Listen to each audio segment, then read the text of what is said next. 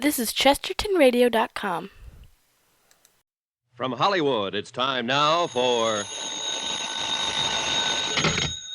Johnny Dollar. Pete Carlson, Johnny, Star Mutual. Oh, hiya, Pete. How's the family? Great. The lucky dogs are at Cape Cod for the summer while I toil and fret. What's fretting you at the moment? A letter, Johnny. Listen. If you're wanting to know who murdered Ellen Bates, you pay no mind to that person or persons unknown. You just look real close to home. Look real close to home. Postmark Shady Lane, Vermont. And the signature, I suppose, is that famous old name. That's right. Anonymous. Ellen Bates was killed there a month ago, shot to death. We carried a $10,000 policy on her. And the beneficiary? Ben Bates, her husband. He's got a farm about 4 miles out of Shady Lane. What's the status of the investigation? Stalemate, Johnny. The coroner's jury brought in an open verdict, and there's been nothing turned up since. We were just on the point of paying off the policy. But now, well... All right, Pete, I'll fret for you. If I can find Shady Lane on the map.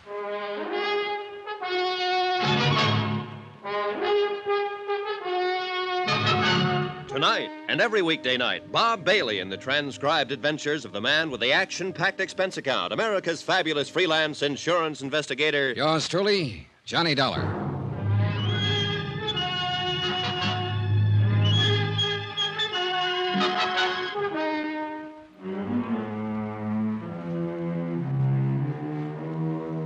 From Special Investigator Johnny Dollar to the Home Office, Star Mutual Insurance Company, Hartford, Connecticut.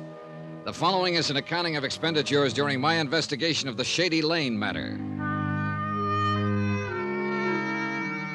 Item 1, $36.70. Transportation and incidentals, Hartford to Shady Lane, a quiet little town of around 1,000 population. Drowsy streets lined with white frame homes, picket fences, and flower-bedded yards. A town with a well-chosen name, built under the protecting shade of venerable elms and spreading maples. A country crossroads town with one of everything. One inn, one restaurant, one garage, one general store, one barber shop, and one constable, a gaunt and lantern-jawed, leather-faced man of middle age named Jed Bramler. Yeah, it's a fact, Mr. Dollar. Lived here all my life. First time I've ever seen it this hot. Yeah, it's warm, all right. For this time of year, at least. Weather's changing. World, too. Everything's changing. Except human nature. That, too, maybe. Take this killing. Don't rightly know how to go about dealing with it. Well, maybe we can figure out something between us. This the bullet that killed her? Yeah, that's the one. It's an odd size and shape. Hand-poured. Say it's hand-poured. It's for an old-fashioned squirrel rifle. Smooth bore, single shot. I see. And I reckon that's about all I can give you in the way of facts, or clues, I guess you call them. Oh, facts will do. All right. Ellen Bates was a fine woman, had a hard life. She was married, no children. She was alive. Now she's dead. Cause of death, a bullet in the heart. Them's all facts, Mr. Dollar. How did it happen? Don't rightly know. Want no witnesses. Could have been an accident, even. What do you mean, an accident? Well, one of them hunters from the city. Them through here regular. Confounded idiots. Shoot at anything that moved. Well, surely not at a human being sitting in her own living room. They might have. Never can tell, crazy as they are. Shot a goat, belonged to Het Wilmer last fall. Caught 'em with it, tied on their bumper. Said it was a mountain sheep. Yes, but Yes, might have done it unintentional. Then got scared and run out. Yes, possibly. Except for one of those facts. Which fact? This bullet. Hunters from the city don't use old-fashioned squirrel rifles, Mr. Bramler. Well, I said it could have been accidental. Didn't say it was, though. I reckon somebody meant to kill her. Oh, I don't think there's much doubt of that. There ain't. Wish there was. Might not feel so danged worthless then. What do you mean? Ellen Bates was a fine woman. Hate to think of somebody killing her and getting clean away with it. Then let's make sure they don't get away with it. Got nothing to go on, Mr. Dollar. Not one lonesome thing. What about a possible motive? Haven't turned up a single one. Did she have any enemies? Everybody that knew her loved her. What about this bullet? Did you have a ballistics check made? Yeah. Send it clear to New York. They come up with anything? 6-page report. Yes, got it here somewhere. You can look at it if you want to. No need to. What was their conclusion? Same as mine. Fired from an old-fashioned squirrel rifle. Know anybody around here who might own a gun like that? Yeah, but near anybody in the township. Must be 300-400 of them rifles around. Keepsakes. Handed down. Family souvenirs. Yeah. Then that's one dead end. Couldn't be much deader. It's like I told you. Ain't no clues at all. At least none to speak of. Woman without an enemy in the world, sitting in front of her window, shot fired from outside the house, woman's dead. Them's the facts. And all the facts. No, not quite all. Eh? What do you mean? People. Persons are facts, you know. And their relations with other persons are facts. Facts that we can check on. Already told you, Mr. Dollar. Ellen Bates didn't have no enemies. The person who killed her wasn't exactly a friend. Known enemies, I mean. But she had contacts and relations with other persons, and one of them, known or unknown, was her enemy. Maybe an accidental enemy with a motive and the capacity for murder. What do you mean by accidental? Maybe Mrs. Bates saw something from that window of hers. Something that made her dangerous to someone else. Maybe she didn't even know she'd made an enemy. Yeah, might be. Or maybe it's just a matter of her death benefiting somebody. Somebody who otherwise wouldn't be her enemy. Mm-hmm. It thought of that, of course, but it don't lead nowhere. It might. I've got a letter here, Mr. Bramler. I wish you'd take a look at it. All right. It arrived yesterday at the home office of my client in Hartford. Mm-hmm. It was mailed here in Shady Lane. Nightfall, and close to home. Look real close to home. Not signed, eh? No, not signed. Any idea who might have sent it? Yeah, somebody with a lot of vinegar in their blood. No, don't know. It's a fact. Wouldn't count too much on it if I was you. What do you mean? Well, like you just said, a matter of her death benefiting somebody. So? With that insurance policy like it is, the person that'd benefit most would be her husband, Ben Bates. Forget him. Why? Like you said, motive and capacity. Even if money was motive enough for Ben, he just hasn't got the capacity for murder. Forget him. Is Ben Bates a good friend of yours, Mr. Bramler? Since we were boys together. I see. Mm-hmm. Maybe you only think you see. I ain't making allowances for him. Just know him, that's all.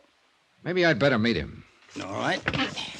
Farm's just out of town a ways. I'll drive you out there if you want. Oh, I'd appreciate that. Only one thing, though. You've got an expense account of some kind, ain't you? Sure, that's right. Why? Well, we're not exactly poor folks up here, but we ain't rich neither. And the township is kind of frugal with their money. I see.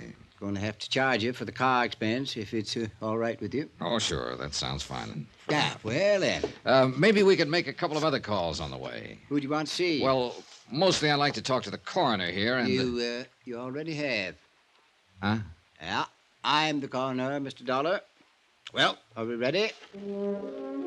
Expense account item 2, $3 even. Transportation and Constable Jed Bramler's car from Shady Lane to the Ben Bates farm. It was a pleasant trip. Summertime, and a country road winding among the farms, climbing lazily over the ridges. The heady, pungent scent of flax and clover, the hum of bees. But I couldn't completely enjoy it. I kept wondering how much real help I could expect from a constable who'd already made up his mind that the top suspect wasn't capable of murder. A constable who was also coroner, and for all I knew, county attorney and district judge. A constable who might even be, just an idle thought, might even be a murderer. Now, this is the Preeny farm. Ben Bates's place is the next one, about a quarter of a mile. I see. That's Martin Preeny there at the side of the road working on that fence. Might as well pass the time of day with him, I reckon. Were the Preenys and the Bates good friends? Yeah, real close. Afternoon, Jed. Martin? Township must be getting lax, letting you go gallivanting around on pleasure trips. Being paid for, Martin. Official business. This here's Mr. Darnley Dollar from down around Hartford. Martin Preeny, Mr. Dollar. Mr. Preeny? I do. That's quite a job you're doing there, Mr. Preeny. Well, a rock wall does just fine if you stack them real careful so they lock together. Looks pretty difficult. It takes a knack, no doubt about that, and work and time. But if it's dug in below the frost line, a rock wall will last a lifetime. And that's what I believe in, Mr. Dollar. Planning ahead and building right. That's a good philosophy. And then, too, a rock wall is a sight cheaper than fencing. And right there is his real reason, Mr. Dollar. A man that wastes his substance is a fool and a sinner. I believe in prudence. It's your only virtue, Martin. Fiddlesticks. We got callers, Sarah. Come on out here. No, ain't staying, Martin. Just passing. Just a minute, Martin. Just what so-called official business you on, Jed? Murder of Ellen Bates. Mr. Dollar here is an insurance investigator. He's come to look into it. I see.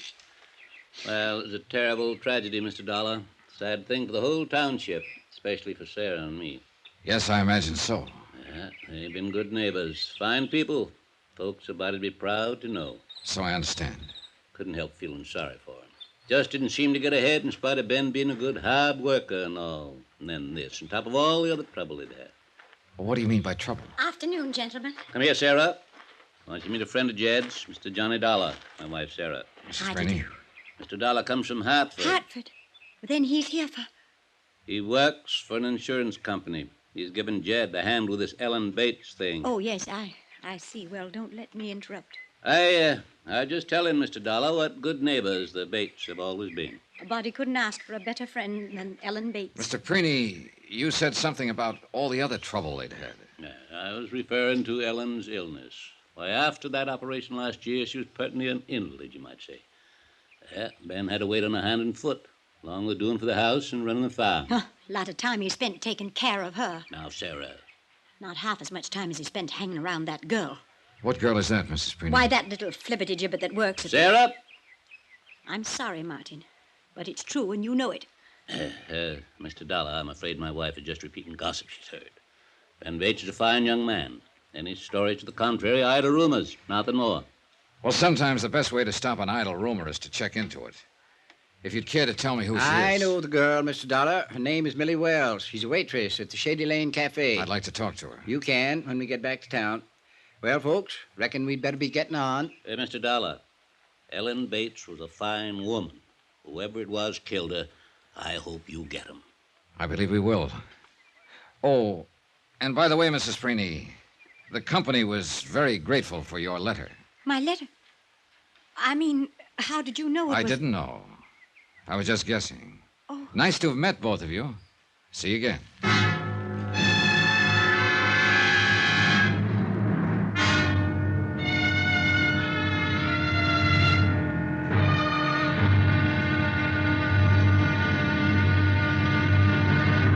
Now, here's our star to tell you about tomorrow's intriguing episode of this week's story. Tomorrow, of two who are not even accused, one confesses and one denies, and both very strangely. Join us, won't you? Yours truly, Johnny Dollar.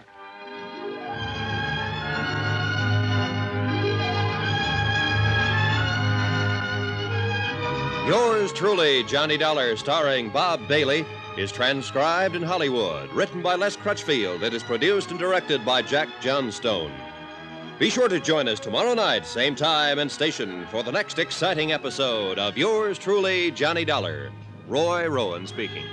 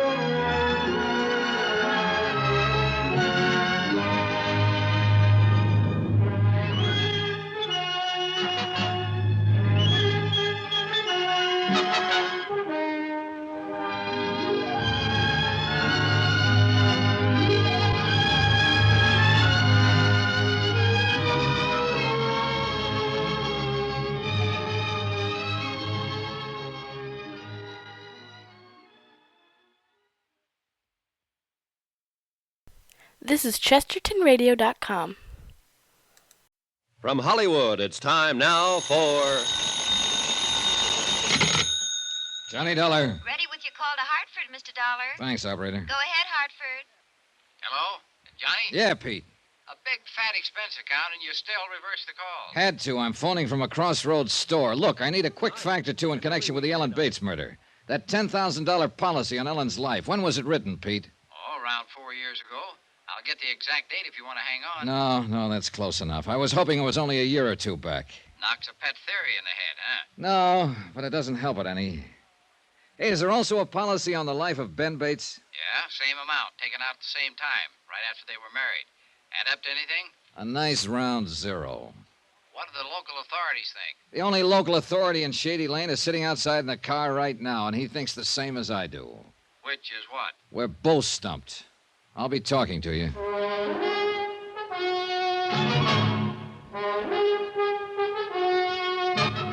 Tonight and every weekday night, Bob Bailey in the transcribed adventures of the man with the action-packed expense account, America's fabulous freelance insurance investigator. Yours truly, Johnny Dollar.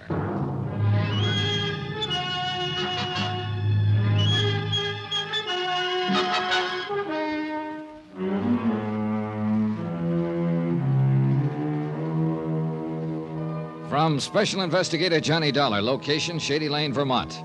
To the Home Office, Star Mutual Insurance Company, Hartford, Connecticut. Assignment, the Shady Lane matter. Expense account continued.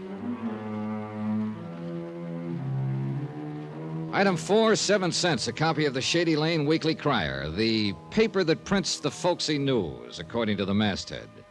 Maybe it would help, because the whole case seemed to have a folksy flavor. A young farm wife named Ellen Bates, a semi-invalid without a known enemy in the township, had been shot to death a month before. The killer, unidentified. Motive, unknown. Physical evidence, non-existent. Leads, none. I rejoined Constable Jed Bramler in the car and glanced over the paper as we drove on to the Bates farm. I'd begun to realize that, folksy or not, the Bates case was probably going to be tougher than an old boot. Now, we'll leave the car here at the road and walk up through the draw. I'll show you how it happened. All right, good. This sure doesn't look like very good farmland. Tain't. Ben's got a few good acres north of the house, but most of it's like this. Won't grow much of anything except in rocks.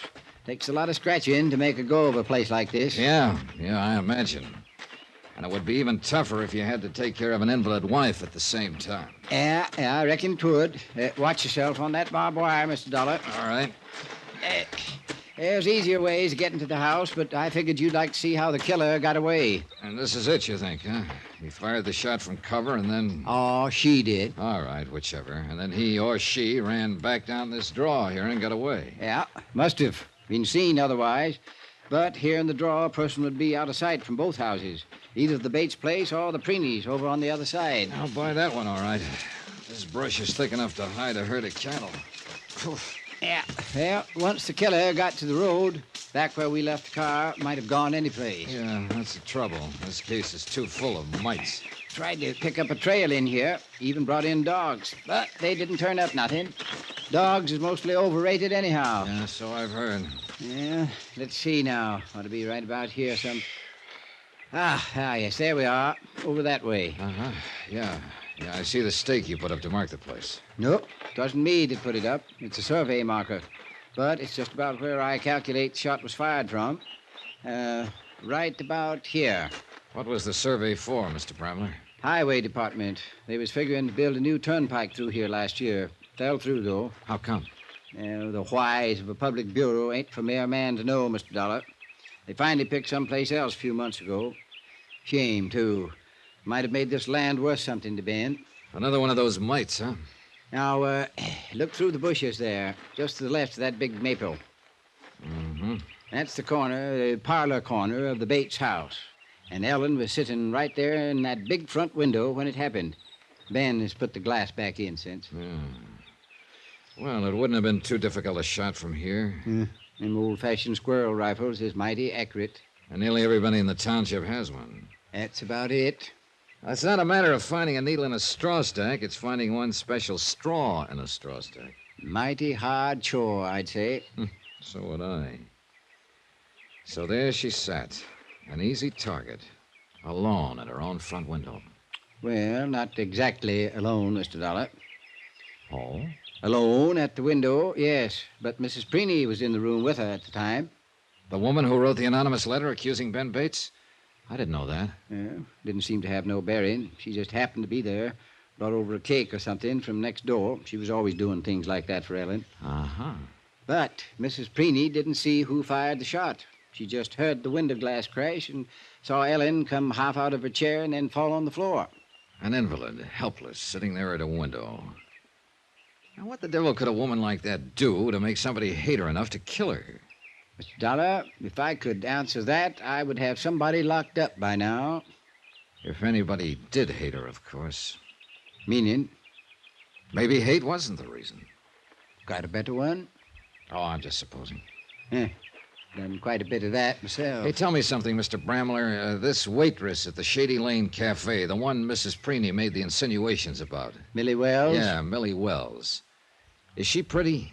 Well, hard to say. Tastes differ.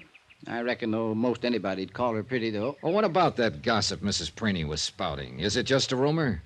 Or was Ben seeing Millie before his wife was murdered? Hard not to see her. Ain't a very big town. You know what I mean. Did he go out of his way to see her? Oh, stopped in the cafe there once in a while. Cup of coffee, piece of pie. Doing all the cooking at home like he was. He got a mite tired of it, I reckon. Well, what about now? Is he still seeing her? Eats most of his evening meals there. Is that all it amounts to? Well, folks generally agree that there's some interest building up since his wife's death. Well, what about his wife? Did she have any chance at all of getting well? Nope, not according to the doctors. I see. Mr. Dollar. Yeah? You are barking up that same wrong tree again. Oh, it kind of adds up. Figures lie sometimes. Pretty girl, young and alive, interested maybe. An invalid wife, rundown farm, a $10,000 insurance policy. All facts, true enough. He wouldn't be the first man who went wrong with a setup like that.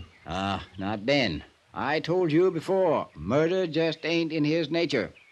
Now, come on.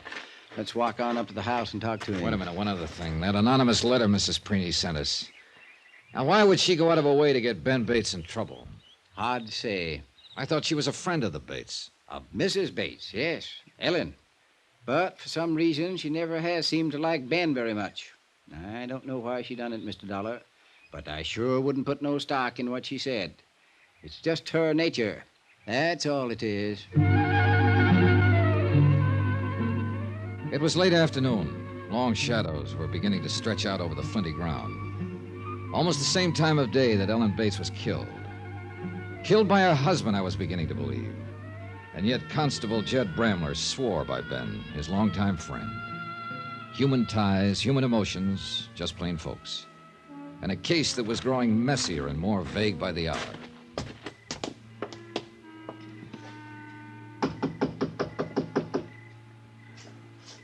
Not much sign of life. Well, Ben's in and out. You never know.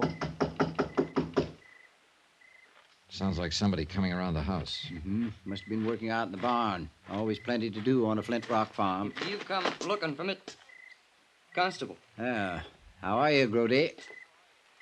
I said, how are you? I'm fine. I'm just fine. Ben around? I've been working out back, fixing to spread it. Yeah, that's fine, Grody. Is Ben here? Ben? No. No, Miss Ben's not here. Know where he is? No, he's not here. Any idea when he'll be back? No. No, he didn't say. You can go in and sit, though, if you want, Constable. Maybe we will. Grody, this is Mr. Dollar. Grody Hawkins. How are you, Grody? Oh, I'm fine. I'm just fine. Grody does odd jobs for Ben. Some of the other farmers, too. Oh, I see. Were you working here the day Mrs. Bates was killed? That's a lie. I wasn't even near here that day, and anybody that says I was is a liar. Oh? I was crew over on the other side of town. We'll go inside and wait, Mr. Dollar. Yeah, all right. See you, Grody.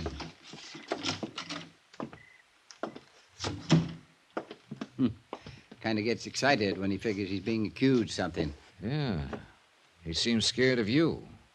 Has he been in trouble before? Well, petty stuff, like shooting game out of season. Is he a good shot? Dead shot. Never misses. Fact. We waited in the parlor for a while, the room where Ellen Bates had died. Her picture was still over the mantel. A clear-eyed, sober woman, much younger than I'd imagined. The sun gradually set and the light on the picture grew dim, but Ben didn't come back. We gave up finally and drove back to town. I left Bramler at his office and walked down the street to the Shady Lane Cafe to eat dinner. I'll be right with you, sir. No hurry. You'll be cooler if you sit there by the window. Oh, fine. Thanks. There were a half a dozen tables in the place, all empty. I was the only customer. The girl was pretty and friendly and fitted the description of Millie Wells. The pot roast is awfully good this evening. I think you'll like it. All right. You've made a sale. You're a stranger in town, aren't you? Yeah. I'm investigating the murder of Ellen Bates. I see. Are you by any chance Millie Wells? Yes. Then I guess you're the person I'm looking for. You worked very fast. I thought it would take longer. Hmm? Oh, I knew you'd find out, of course, sooner or later, but I was hoping Ben and I would have a little time together first. I see. We were fools to expect it, though. Once you've been tagged, you don't have a chance. Did Ellen Bates have a chance? I didn't give her the slightest cause to worry. I didn't let Ben know once how I felt. Not until after she'd been killed. That was very considerate of you. And I know he didn't give me one thought as long as she was alive. It's not in his nature. So I've heard. Doesn't it mean anything at all when a person has been acquitted? Acquitted? Acquitted of what? Of murder. What else? Isn't that why... Oh. I thought you knew. I thought that's what you... I guess maybe you'd better tell me about it, Millie.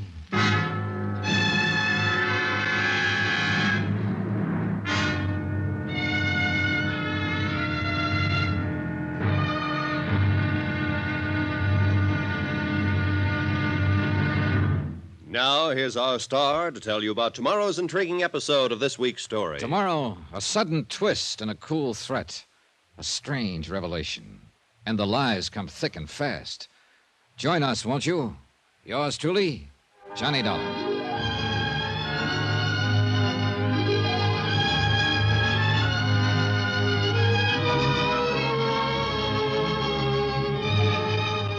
Yours truly, Johnny Dollar, starring Bob Bailey, is transcribed in Hollywood. Written by Les Crutchfield. It is produced and directed by Jack Johnstone. Be sure to join us tomorrow night, same time and station, for the next exciting episode of Yours truly, Johnny Dollar. Roy Rowan speaking.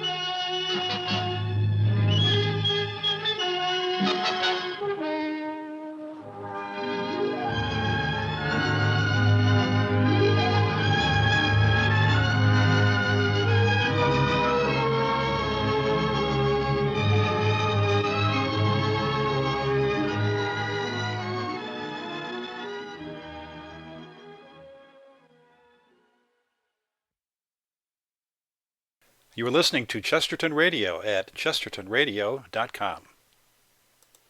From Hollywood, it's time now for... Johnny Dollar. Mr. Dollar. Well, this is Jed Bramler. Oh, hiya, Constable. Reckon I got the wrong number. I was calling the Shady Lane Cafe. Now, you've got it. I'm sitting right here at the counter. Yes, well, but where's Millie, Mr. Dollar? She's busy crying at the moment. I'm waiting for her to get through and hoping she'll confess to murder. Now, you hadn't ought to gone and made her cry that way. Millie is a fine girl. That's the trouble with this whole case. According to you, everybody in this township is fine people, all of them. Ellen Bates was a fine woman, too, and now she's dead. And one of these fine people killed her. I'm going to find out which one, Mr. Bramler, and I'm going to tag him for it. With your help or without it.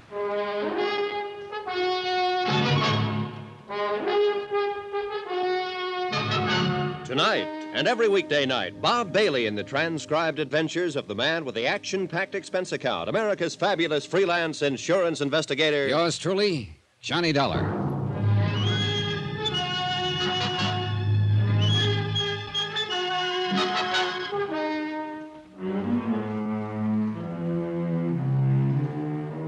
From Special Investigator Johnny Dollar, location Shady Lane, Vermont. To the Home Office, Star Mutual Insurance Company, Hartford, Connecticut. Assignment, the Shady Lane matter. Expense account continued. Item 7, $1.40, one pot roast special at the Shady Lane Cafe, while waitress Millie Wells dried her tears and repaired her face. I thought over what she'd said, what I'd taken for a confession, and tried to fit it in with the other facts in the case. What few facts there were. A young farm wife, a semi-invalid named Ellen Bates, had been shot to death while sitting at the front window of her house. The weapon was an old-fashioned squirrel rifle, a type of gun owned by half the people in the township. Ellen Bates had no known enemies. Her husband, beneficiary of a $10,000 insurance policy on his wife's life, had been accused by a spiteful neighbor of carrying on with pretty waitress Millie Wells. It's a lie, Mr. Dollar. Anyone who says Ben and I were seeing each other or even thought of such a thing before his wife's death is a mean, vicious liar. All right, take it easy now, take it easy. There's no point in getting yourself all worked up and starting to cry again. Ben's a fine man, straight and decent. And it makes me boil to have some low, sneaking gossip try to smear his reputation without reason. It reflects on your reputation a little, too, Millie. I don't care about me. I told you what I've been through. I'm used to it. Do you ever get used to something like that? No, not really. A murder charge isn't an easy thing to forget. You dream about it nights. Prison, the courtroom, the trial, the things they said about you. But you were acquitted, finally. I was acquitted, and I was innocent. But just being tried for murder brands a person for life. What were the details of the case? First, let me tell you about Ben. You haven't met him yet, Mr. Dollar. You don't know him. And I know the line you're thinking along. It's the way things point, Millie. Then things point wrong, that's all. Maybe. Go on. Well, he's been coming in here for the last 6 months. Not often, just every once in a while, just to eat. Does Ben know you stood trial on a murder charge? He does now. He didn't before his wife was killed. We just made conversation, that's all. And since her death? There's been no carrying on, as some people choose to think. One day Ben said, Millie, when this mess is all settled, I'd like very much to see more of you. That's all. That's all. And that's enough. Because I love him. About the trial, Millie. It was 4 years ago, in Chicago. I was working for a family on the West Side as a nursemaid, governess. They were wonderful. What happened? The wife died suddenly, under strange circumstances. It could have been an accident, or it might have been poison. I thought you already knew about it. That's why I blurted it out that way. Oh, I'd have found out anyway, sooner or later. Yes, I know. It was in all the headlines. The same things that they'll be saying about me here. What do you mean? I was accused of murdering the wife because I was in love with the husband. I left the Shady Lane Cafe, and the tortured girl whose secret, close hidden for 4 frightened years, was now the property of a stranger. It was late now, and the town square was dark and deserted. A stark white moon was climbing the eastern sky, and the soft summer night's breath stirred in the leafy tops of the maples, whispering other secrets. Secrets the villagers dared not stay abroad and listen to. A fantasy, sure, pure and simple. Maybe it was a bad slice of pot roast. Anyway, the dim light burning in the office of Constable Jed Bramler brought me back to harsh reality. Come in, Mr. Dollar. Come in, pull up a chair. Okay, thanks. That girl stopped crying yet? Sniffling a little, maybe, but she's practically stopped. For the time being, at least. Mean something by that? You know what I mean by it. I reckon you must have found out about her past, so to speak. You knew about it? Yeah, since the day she came to town, stopped in to see me, told me all about it. Well, you were keeping it pretty quiet, weren't you? It was told in confidence, Mr. Dollar. All right, but this is a murder case. It don't have no bearing. Millie ain't involved. Would you mind if I had a chance to decide that once in a while? Didn't know you'd be interested. Don't you realize that Millie Wells may be the reason for the killing? Still beating a dead horse, eh? I think that horse is coming to life, Mr. Bramler. You do? The way things stand right now, a prosecuting attorney could go into court with a pretty strong case. The charge, first-degree murder. Accused, your friend Ben Bates. You ain't met Ben yet, Mr. Dollar. No, I haven't met him, but the facts add up. It's an old story. Yeah, it's a downright classic. An invalid wife, a pretty girl, a rundown farm that doesn't look as though it's made a profit in years. A $10,000 life insurance policy dangling like a carrot. Yeah, fact is, it's even worse a picture if you're a mind to look at it that way. How? That farm of Ben's ain't only run down, it's mortgaged to the hilt. Oh. Ben needed money for Ellen's operations. She'd had 3 in the last year and a half. He tried every way he knew how to, but the banks wouldn't touch it. Well, in that case... Martin Preeny, his next-door neighbor, come through and helped him out. $7,500. Is the farm worth that much? Nope. Wouldn't bring $4,500 if it was sold tomorrow. That's what I mean. Ben feels pretty obligated. And the $10,000 from that policy on his wife would have taken the pressure off all the way around. Plus, leave him free to marry Millie Wells. All right. I know it adds up that way. I've been studying over this thing for a month now, trying to figure out some other way of explaining it, hoping that somebody would show their hand. Yes, make a move of some kind. And nothing's happened, huh? No. Whoever done it is just sitting tight, waiting. Might be a good thing that you come along. Might jar things loose a little. Yeah. Well, whether I'm right or wrong, one thing we've got to jar loose is that gun. That's a fact, all right. Can't make much of a case against nobody without that gun. You said nearly everybody in the township owned one of those old-fashioned squirrel rifles, the type Ellen was killed with. That's right. Well, what about her husband? Does Ben own one? Nope. Nothing but a shotgun. Yes, I saw it when we were out there this afternoon hanging over the mantel. But at the same time, I noticed something else. What do you mean? That shotgun was resting on a pair of hooks set into the bricks above the fireplace. But the hooks hadn't been put there for that particular gun. Now, they were too far apart. What are you getting at, Mr. Dollar? I think those hooks would fit a squirrel rifle just fine. Ben ain't one to lie. He told me he didn't have a rifle. But that's something else I've been studying about. What do you mean? I kind of half remember seeing a squirrel gun hanging over that mantel in years gone by.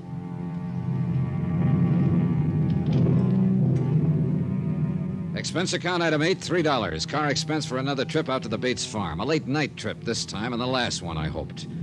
Constable Bramler had suggested that my being in the case might help stir things up. Good, I was all for it. And not just stir things up, but wind them up. Tonight, maybe, if we caught Ben Bates at home.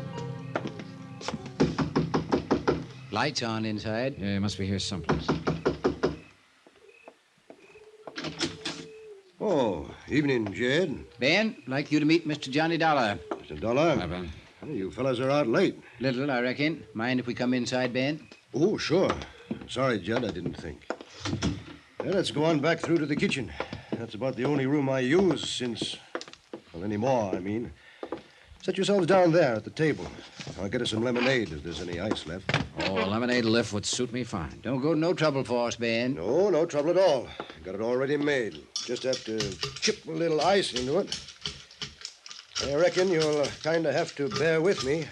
I'm not much used to having callers come around since Ellen. It's all right, Ben. Here we are. You fellas got some business out this way tonight? Fact is, Ben, we come out here to talk to you. Mr. Dollar is an insurance investigator. He's here to find out who killed Ellen. I see. You got any ideas yet, Mr. Dollar? I've kind of got an idea you might have done it, Ben. I wouldn't have harmed a hair of Ellen's head. I could be wrong. Mr. Dollar has been checking around, Ben, talking to people here and there. Preenies, Millie Wells. What's Millie got to do with it? Nothing, maybe. Or she might be part of the motive. I didn't even make her acquaintance hardly before the last week or two. What about Mrs. Preeny? You've known her longer, haven't you? Yes, she was a good friend of Ellen's. Why? She thinks you killed your wife. She wrote an anonymous letter about it to the insurance company. The woman's crazy. I knew she never liked me for some reason, but I sure wouldn't figure her to go that far. Ben, whatever happened to that squirrel rifle you had around the house? Why, the week before Ellen died, somebody... Yes, Ben? No, I didn't lie to you, Jed, not actually. When I told you I didn't have a rifle like that, I didn't. Not then. And you didn't ask me if I had had one. What happened to the rifle? Well, it was stolen the week before Ellen was killed. I haven't seen it since. Mm-hmm. No, that's the truth, Mr. Dollar. You didn't report it being stolen? Ellen asked me not to. She figured she knew who took it, and she wanted to give them a chance to make good. You know how she was. But after she'd been shot by that same kind of rifle, you still didn't report it.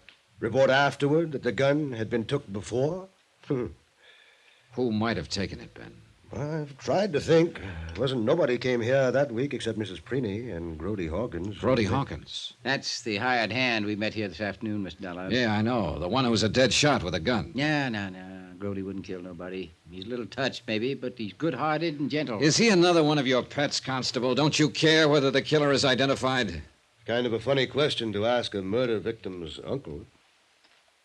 Uncle? Mr. Bramler, was Ellen Bates your niece? She was. I didn't think to mention it, Mr. Dollar. Just figured you knew, I guess. And anyhow, it don't have no bearings.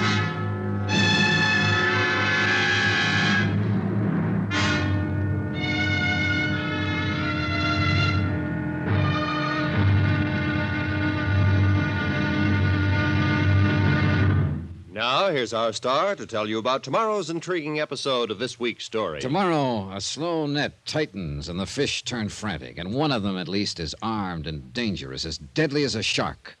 Join us, won't you? Yours truly, Johnny Dollar. Yours truly, Johnny Dollar, starring Bob Bailey, is transcribed in Hollywood. Written by Les Crutchfield, it is produced and directed by Jack Johnstone. Be sure to join us tomorrow night, same time and station, for the next exciting episode of Yours truly, Johnny Dollar. Roy Rowan speaking.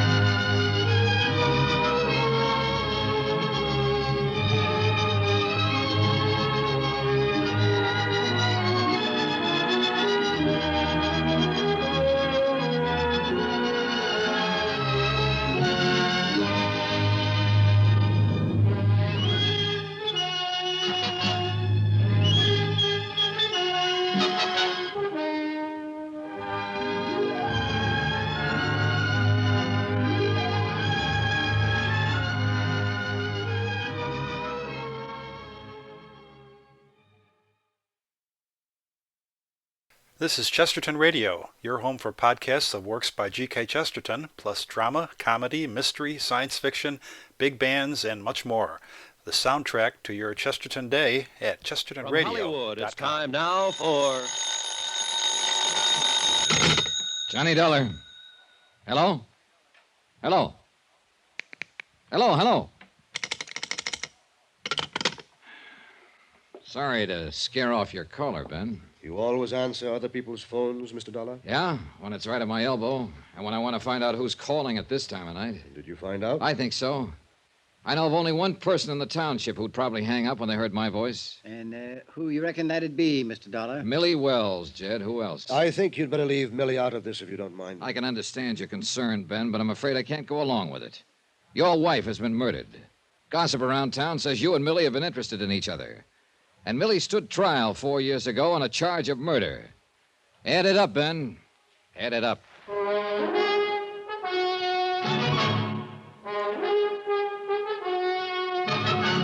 Tonight and every weekday night, Bob Bailey in the transcribed adventures of the man with the action-packed expense account, America's fabulous freelance insurance investigator. Yours truly, Johnny Dollar.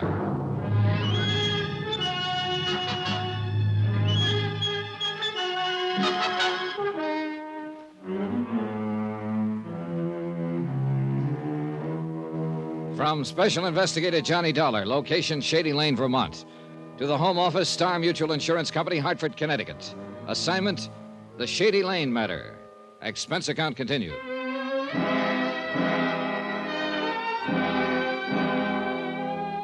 It was a messy case, hard to move around in. A small community, and everybody in it was a neighbor or friend of everybody else. Except, of course, the unknown person who'd murdered Ellen, Ben Bates' invalid wife. But the ties were close.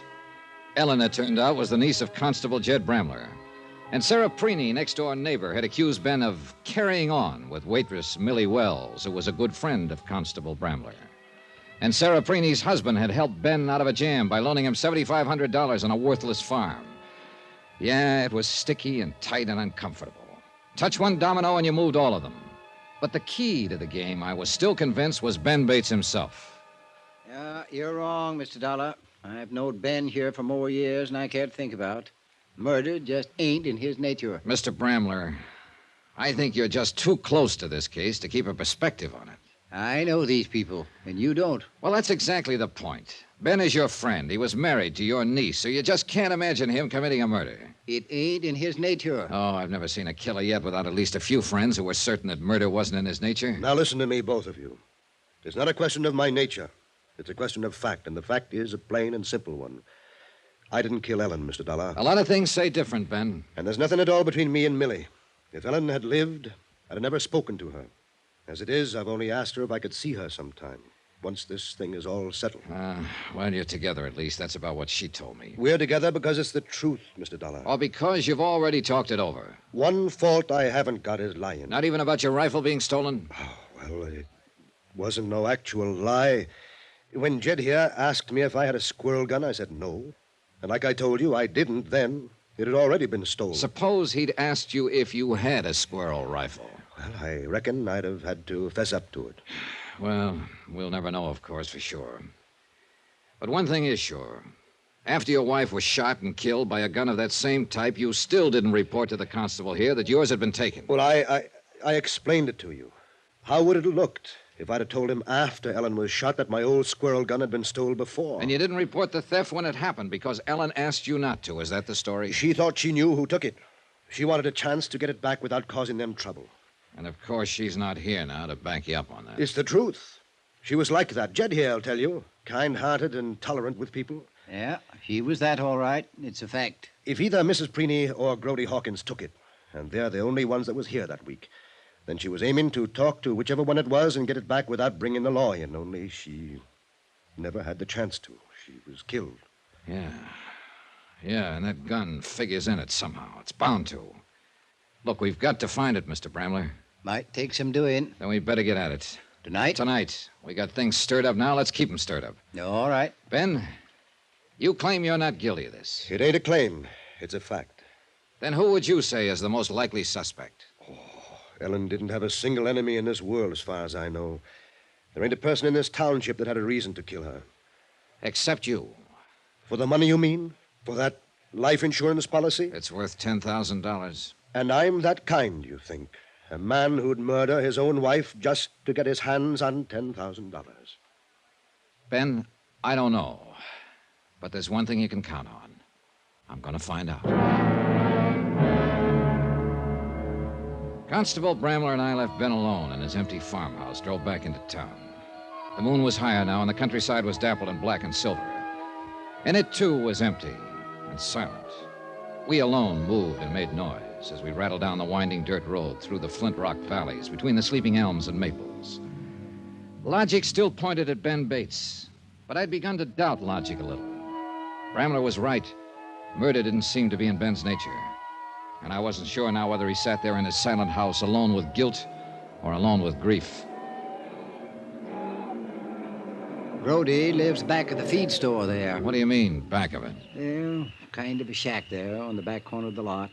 They let him live in it in return for keeping an eye on the store at night. Yeah, quite a choice for a night watchman, a kid who's been up several times for petty theft. Mm-hmm. Yeah, I reckon it does seem a bit odd. Well, let's go see if he's there. You know, folks around here use a person according to his nature. Brody is pretty reliable at something he's made responsible for. And why do you think he might have stolen that squirrel rifle from Ben Bates' place? He was working for Ben, wasn't he? Yeah, but just as a hired hand. He wasn't hired specially not to steal. But here he is. Oh, now, that's a fine point of ethics. Well, most points of ethics is that way. Reckon Brody just does ornery things sometimes so people will notice him, take an interest in him. He's a little simple-minded, but he ain't a bad kid at heart. Is anybody bad in your book, Mr. Bramler? Whoever killed Ellen Bates is. Watch step now. It's pretty dark back here. Yeah. I hope nobody has dug a hole here someplace. Ain't likely. No, I think the door is here by the corner somewhere, if I recollect rightly.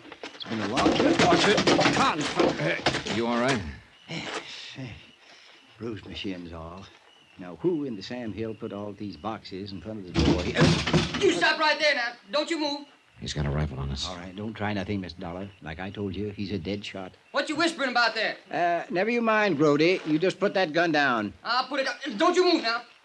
Let me get my flashlight. It's Jed, Brody. Constable Bramler. Mr. Dollar's with me. You stand still till I get a light on you. Then we'll see. Golly, tis. Yes, didn't you recognize my voice? Never can tell. People might try something funny. Try to break in. Something like that. Well, now that you know who we are, Grody, how about having a look at that gun you're holding on us? Well, I don't know. I guess if Constable Bramler says it's all right. It's all right, Grody. Let him look at the gun. Oh, all right, then. Here. Thanks. Mind holding the flashlight here? All right. Well, at least this isn't the one. It's a 22. What are you fellas up to, anyhow? Grody, what did you do with that squirrel rifle you took from over Ben Bates's mantel? Well, Brody? I don't know what you're talking about. You don't? Anybody says I done that is lying. Nah. Don't get excited, Grody. We don't want to wake up this whole town while we're walking across there. Where are we going, Constable? Over to the city jail.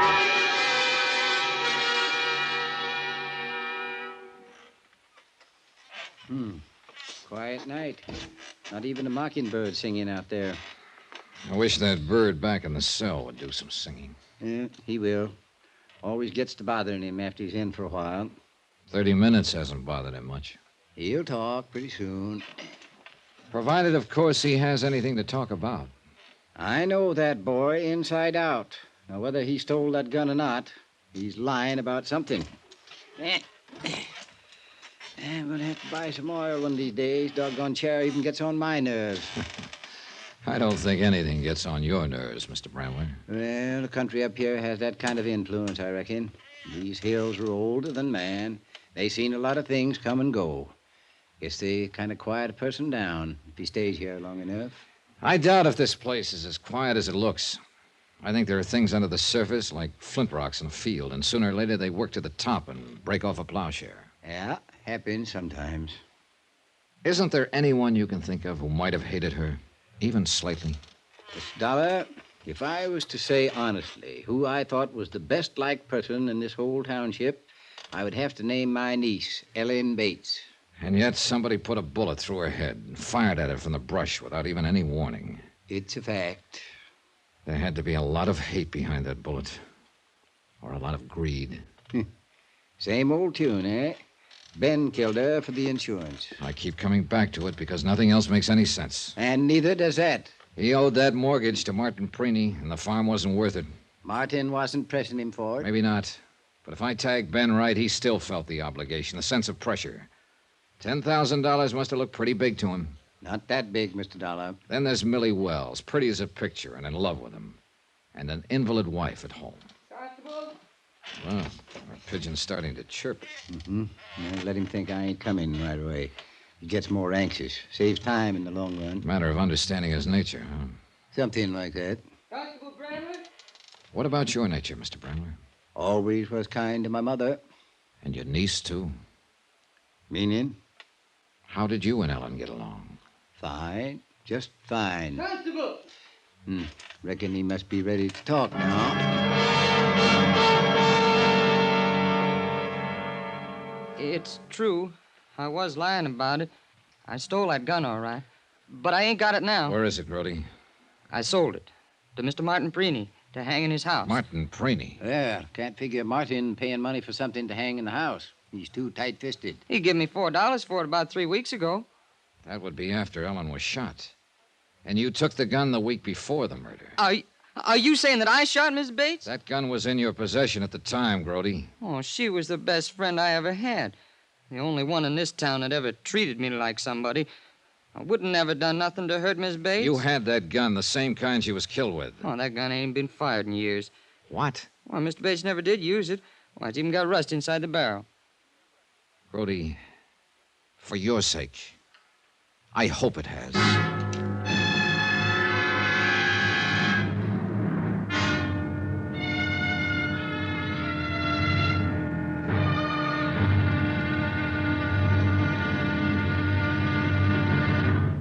Now, here's our star to tell you about the final intriguing episode of this week's story. Tomorrow, one domino tips, the whole stack tumbles, and the last man falls with a crash. Join us, won't you? Yours truly, Johnny Dollar.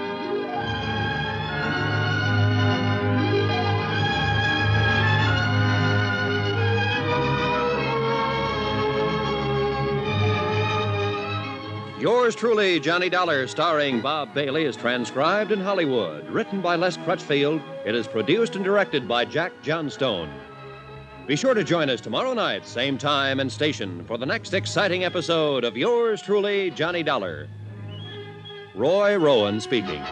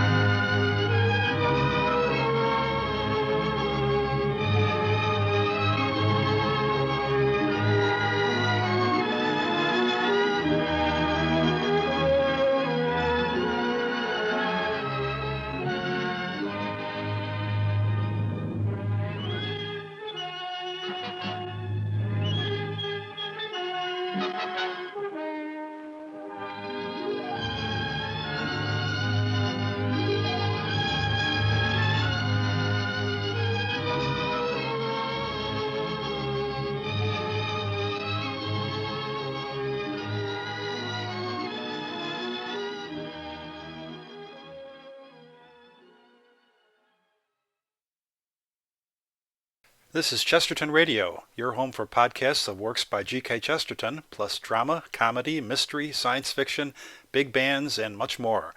The soundtrack to your Chesterton day at chestertonradio.com. From Hollywood, it's time now for... Johnny Dollar. Good morning, Mr. Dollar. I do hope I didn't wake you up. I was already up, Mrs. Preeny. Mrs. Well, how did you know? I recognized your voice. What can I do for you? Well, I know you'll think me terribly forward, but I have to see you, Mr. Dollar, right away. All right, I'm in room 22. Come on up. Oh, good heavens, I couldn't possibly do that. After all, you're a man, and I'm And you're a woman. Mrs. Preeny, I'm sure you haven't come into town this morning to play footsie. So let's both relax and forget about the fact that... This is a small town, Mr. Dollar, and you know how people talk here. Yeah, I know. And what are they talking about this morning? Well, the murder, I suppose. And, Mr. Dollar, I've got to see you right away. I've done a horrible thing, and I'm ready to confess.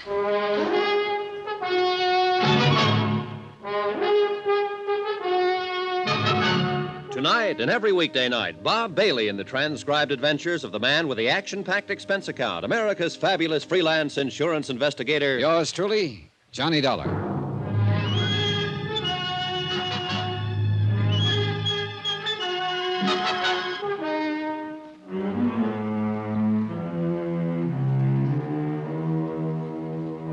From Special Investigator Johnny Dollar, location Shady Lane, Vermont. To the Home Office, Star Mutual Insurance Company, Hartford, Connecticut. Assignment, the Shady Lane matter. Expense account continued.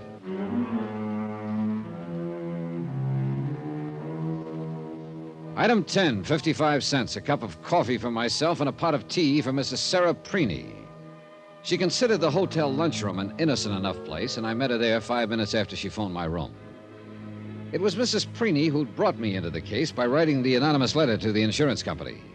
Ellen Bates, a farm wife with no known enemies, had been shot to death. Mrs. Preeny, her best friend, had implied in a letter that Ellen's own husband, Ben, was guilty. And I was inclined to agree with her. Ben was the beneficiary of Ellen's $10,000 life insurance policy. There seemed to be no other motive, unless Mrs. Preeny was about to confess one.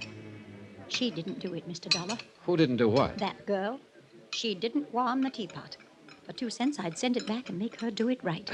Well, I'm a little pressed for time, Mrs. Preeny. Oh, I'm not going to do it, really. I just said that. I wouldn't want to attract attention under the circumstances. You mean the fact that I'm a man and you're a woman, and apparently the twain hadn't ought to be meeting, in Shady Lane, at least. Well, people will talk, you know. And I didn't want Martin to know. Why not? Well, then he'd want to know why. Of course, I'd have to tell him, and... Well, as a matter of fact, Mrs. Preeny, I'd kind of like to know why. Well, it's...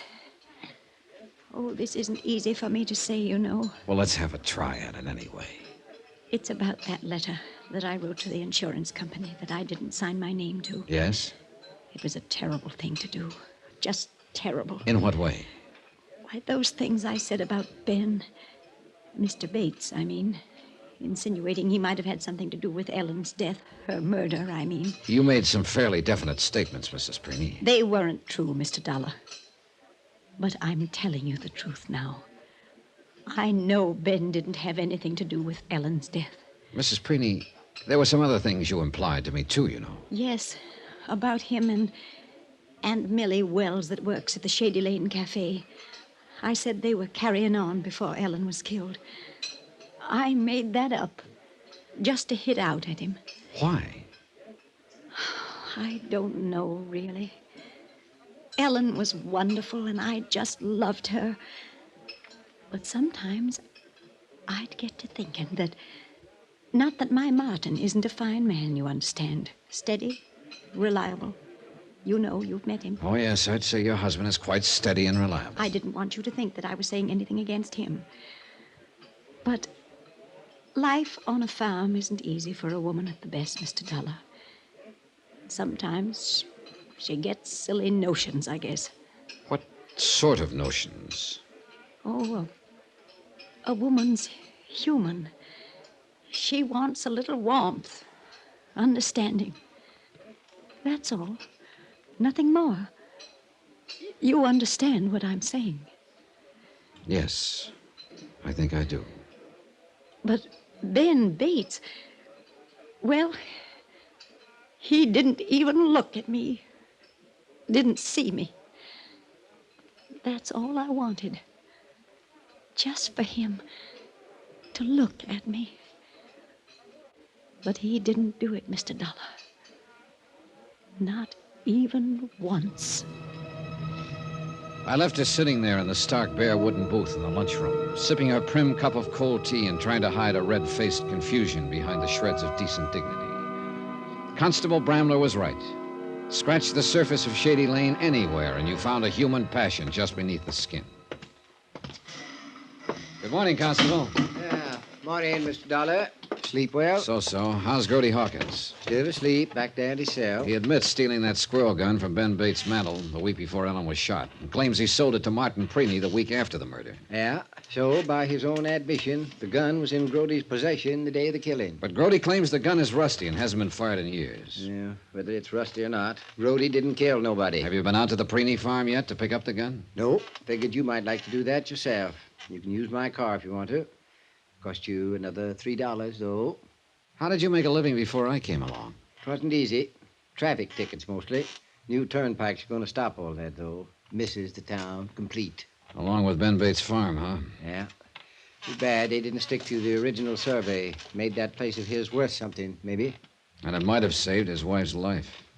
Still beating that dead horse, eh? Oh, Ben Bates was up against the wall. A worthless farm, mortgage for $7,500 to Martin Preeny, a strong sense of moral obligation to pay it off, an invalid wife who would never get well, with a $10,000 policy on her life. Murder ain't in Ben's nature. I've told you. Then whose nature is it in? Mrs. Preeny's, maybe? She came to see me at the hotel a little while ago. You don't say so. She wanted to explain why she'd lied about Ben. Uh-huh. Reckon 'twas because he wouldn't pay no attention to her. Who told you? Figured it out. Reckon Martin ain't too easy a man for a woman to live with. Too straight-laced, tight-fisted. And Ben right next door that-a-way, fine-looking young fella. Her running in all the time, taking things to Ellen. Bound to want to be noticed. Yeah, it's the nature of a woman. What about Ellen, Mr. Bramler? She was your niece. What was her nature? Ain't so easy to figure your own kin, Mr. Dollar. Reckon 'twas just her nature to be a victim, kind of.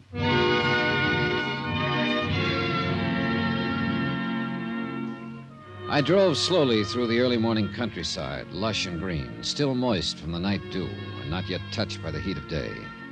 Farm after farm, snug and smug and safe. But Ellen Bates, a woman who never harmed anyone in her life, had lived on such a farm. Yet a bullet had crashed through the window and found her. I'd left the car parked in the yard and walked on up to the porch. The door opened before I had a chance to... Oh! Oh, good morning, Mrs. Preeny. You surprised me, Mr. Dollar. Is your husband at home? Yes, he's in there working on his accounts. I was just going to take some strawberry preserves to Mrs. Thrasher up the road. She hasn't been feeling too well. Sorry to hear it. You're not going to say anything to Martin about... Well, you know what about... I wouldn't think of it, Mrs. Preeny. Thank you. I have to take these preserves to Mrs. Thrasher. You just go right on in, Mr. Dollar. Yes, thanks. Mr. Preeny? In here. Come on in. Sorry to bother you this early in the morning. Oh, Mr. Dollar. Just finishing my accounts for the fiscal year. What can I do for you, sir? Well, unless I've been misinformed, you bought an old squirrel gun from Grody Hawkins a while back. That's right. It's hanging there over the fireplace. Quite a bargain, unless he stole it someplace. As a matter of fact, he did. From your neighbor, Ben Bates. Then I'm out the price. I'll take it over to Ben this afternoon. Mind if I take a look at the gun, Mr. Preeny? I'm trying to check up on Grody's story. No, go right ahead. I'll just finish this total while you're at it. Then we'll have time for a chat. He went back to the ledgers on the table in front of him, and I reached up and took down the rifle, down from its hooks above the mantel. Grody had told the truth. There was rust in the barrel and breech. The gun hadn't been cleaned nor fired in a long time. The hooks over the fireplace were old and rusted, too. They'd been there for years. And suddenly I knew. Find what you were after, Mr. Dollar? I found more than I was after. I found out who killed Ellen Bates. Grody Hawkins? No, not Grody. And not Ben Bates. Even though he is named as beneficiary of that $10,000 insurance policy. What do you mean? It was somebody who stood to profit even more than Ben did from that $10,000. Who?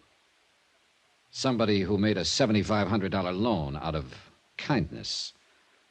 That alone should have tipped me off, Mr. Preeny. As Jed Bramler says, it wasn't in your nature. My nature? But of course it wasn't kindness.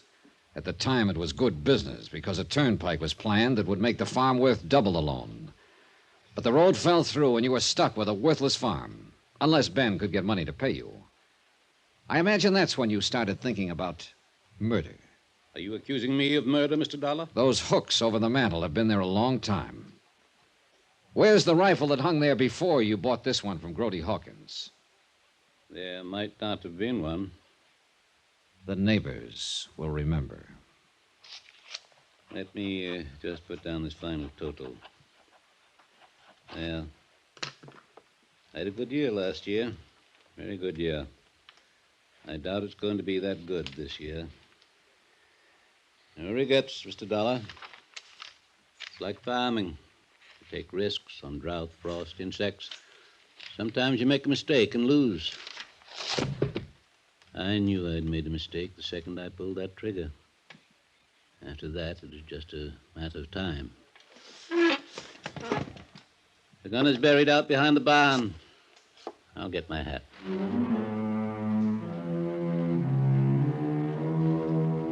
Item 12, $94.35. Incidentals in Shady Lane and transportation back to Hartford. Expense account total, $186.60. Yours truly, Johnny Dollar.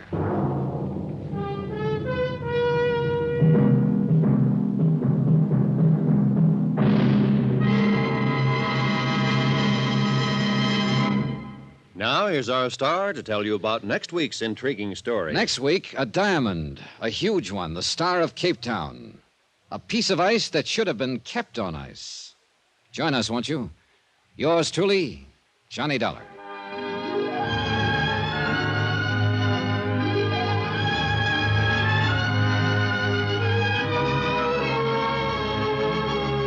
Yours truly, Johnny Dollar, starring Bob Bailey, is transcribed in Hollywood. It is written by Les Crutchfield and produced and directed by Jack Johnstone. Heard in this week's cast were Jeanette Nolan, Forrest Lewis, Shirley Mitchell, Will Wright, Bert Holland, and John Daner. Musical supervision by Amerigo Marino and Carl Fortina. Be sure to join us on Monday night, same time and station, for another exciting story of yours truly, Johnny Dollar. Roy Rowan speaking.